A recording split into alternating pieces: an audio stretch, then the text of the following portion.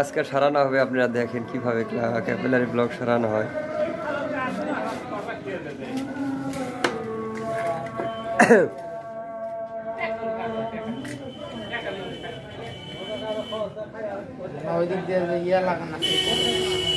হ্যাঁ হ্যাঁ,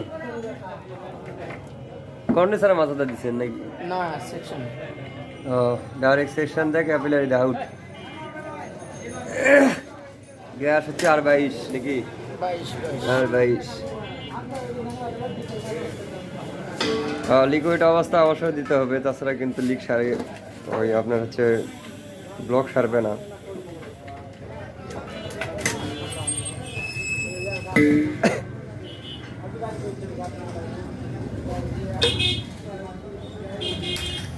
আপনারা যদি আগ্রহ থাকেন ফ্রিজ এসির কাজ শেখার জন্য, অবশ্যই আমাদেরকে কমেন্টে জানাবেন, তাহলে আমরা খুব ভালোভাবে আমরা প্র্যাকটিক্যালি ক্লাসগুলো করাবো। আজকে মূলত শুরু করার প্রসেসটা বা আপনাদের জানানোর জন্য, আপনাদের উৎসাহিত পেলে আবার নতুন করে ভালোভাবে শুরু থেকে আপনাদেরকে বুঝিয়ে বলবো, এবং কীভাবে মেরামত করা হয় ফ্রিজ এসি সম্পূর্ণ ভিডিও আপনারা এই চ্যানেলে পাবেন। দেখেন সেকশন লাইন দিয়ে ঢুকানো হচ্ছে ডাইরেক্ট লিকুইড গ্যাস R22, এবং ক্যাপিলারির অপর পৃষ্ঠে দিয়ে লিকুইড গ্যাস যদি বের হয় তাহলে বুঝবেন ব্লক সেরে গেছে।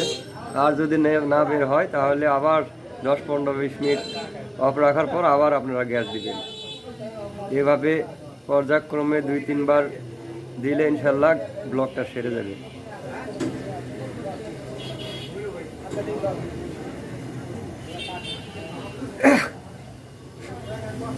দেখেন লিকুইড আস্তে আস্তে আস্তে আস্তে বের হচ্ছে, তখন একেবারে সেরে যাবে।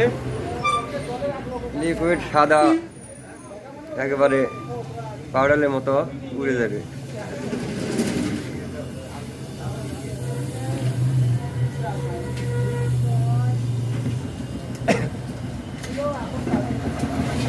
কনিকা দেখেন, আপনারা মডেল নাম্বার দেখে নিয়ে